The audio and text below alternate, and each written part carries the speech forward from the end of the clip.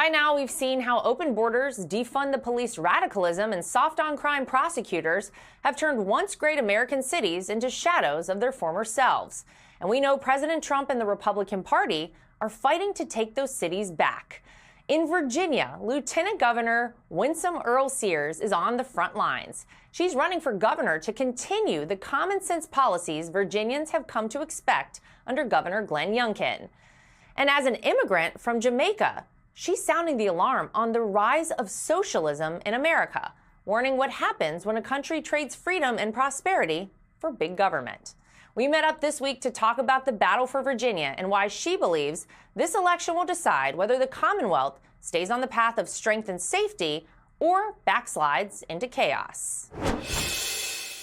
Well, Lieutenant Governor Winsome Sears, so appreciate you sitting down with me. You actually are an immigrant. Yes. Here to America. You came to America from Jamaica at only 6 years old. 6 years old. Tell me what you remember about that transition. I know you were young, but how it's also shaped, the way you look at the United States. My father came and got me when I was 6. Of course, he came to America with only the $1.75, I like to say 7 quarters, to restart his life. And he could have gone to England because it was easier, but he thought, no, America will give him that second chance. And coming off that Pan-American plane, just to see the America represented, this grandeur. I mean, America, in Jamaica, we say America is a big, big America because everything in America is big. And the music is, the smell of the country is different. And then there I was, restarting my life. Your father came here to America with $1.75 in his pocket. That's it. Yeah. You must have learned a lot about hard work from him. I assume that it's probably translated into your leadership style as well. Well, yeah, what are you going to do with $1.75? You're at the bottom. So you're going to take any job you can find. He had 3 jobs, sometimes 4 jobs at a time, because he needed that money to start school. And if he started when it was a bad time for us, admittedly, it was the height of the civil rights movement, then what excuse do I have? Well, I love that as an immigrant, you are so proudly American. Oh, yeah. That must be, it must give you a different perspective than so many people who were born here in America. What is it that you appreciate so much about this country? That you can speak your mind. My dad sent me back home when I was 9, and by then a new prime minister had come to power, and he declared that Jamaica was a socialist country. If you had land, it belonged to the government now. Your profits, if you were a business, were no longer your own. It was treacherous. And in fact, so many Jamaicans fled because there was no freedom. There was no liberty. There was violence everywhere, political violence. And that's what I love about America, liberty, freedom. So I'm always willing to tell you what I think. And you're either going to vote for me or you're not. But we can't lose that in America. Does it worry you that you have someone who could potentially become the mayor of New York City, who is a democratic socialist, having seen what you saw as a child? I left that so-called Democrat socialism in Jamaica. It doesn't work because after a while, we had no money. We had no jobs created. I saw economic policies where you went to the grocery store and you were limited in how many of a thing you could buy. But that's amazing to me that we are now playing with someone in New York who has self-declared that he's a socialist and everything's going to be free. Free groceries, free rent, free. And then what? And who pays for this? So this is crazy. I don't even have words to describe. You cannot do socialism right. At a very young age, at 18 years old, you decided to become a United States Marine. And at the time, that was not something, Lieutenant Governor, that a lot of women did. So what made you go down the path to become a U.S. Marine? I had graduated from high school early. I wanted to be an international attorney. Then my grandmother died in July of that year, and I was devastated. If there was anyone in the world that I knew loved me, it was my grandmother. And so when I went back to Jamaica for her funeral, I looked at her in a casket and I thought, what is the point of life? And I even said to my mother, I'm just going to stay in Jamaica and die. And so she said, I've got some rules if you're going to stay here and die. You got to come in by a certain time.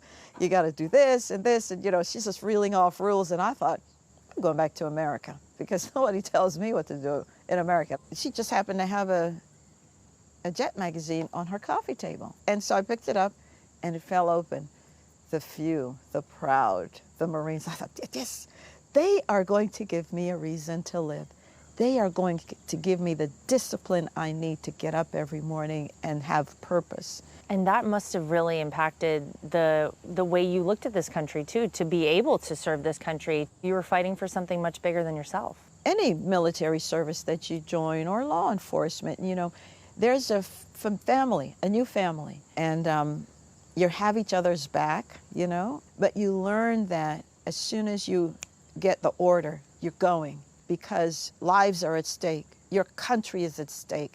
You go. And if you're going to serve, let me tell you, it's going to mean sacrifice. And if you're going to sacrifice, there's suffering involved. So, but that's for your whole life, because what is life without service? You're obviously running for governor of Virginia. You have been a huge proponent of putting parents in charge of their children's education. How do you continue what the current governor started? How do you plan to advocate for parents and let them be in charge of their children's education? I've famously said, we don't co-parent with government. So I like to make sure that parents are in charge, and I'm going to help you to remain in charge, because for me, again, I've seen it in other countries where the government comes in. So this is always going to be about liberty. The first teachers of a child are the child's parents. And then, of course, we have education formally. And my opponent, Abigail Spanberger, has voted against the Parents' Rights Act, parents understanding what's being taught. I'm going to make sure that you're the parent all the time, 24/7, as we like to say. It's about your freedom, your liberty, and your child's freedom. You've promised to be tough on crime. You've also been very outspoken against sanctuary cities. So what is your plan, if elected governor of Virginia, to make sure that you keep your citizens here safe? I believe that the first role of a governor is to do exactly that. Safety and security. If your child can't walk down the street, I can't talk about education because there's no safety there, right? We're not, again, now going to create sanctuary cities.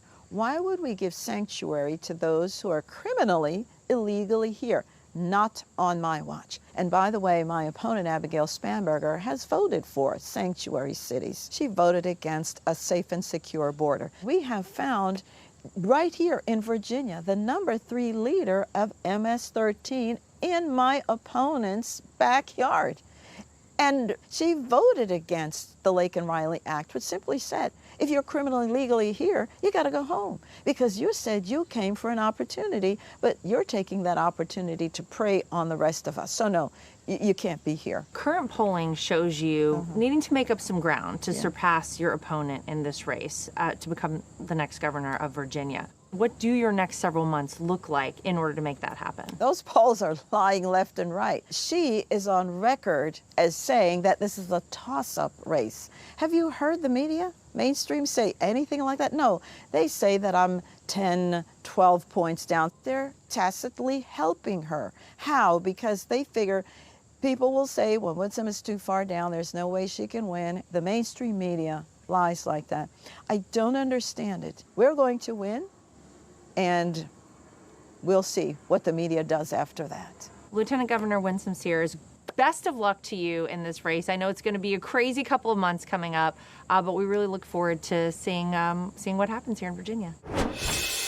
Hey, Sean Hannity here. Hey, click here to subscribe to Fox News YouTube page and catch our hottest interviews and most compelling analysis. You will not get it anywhere else.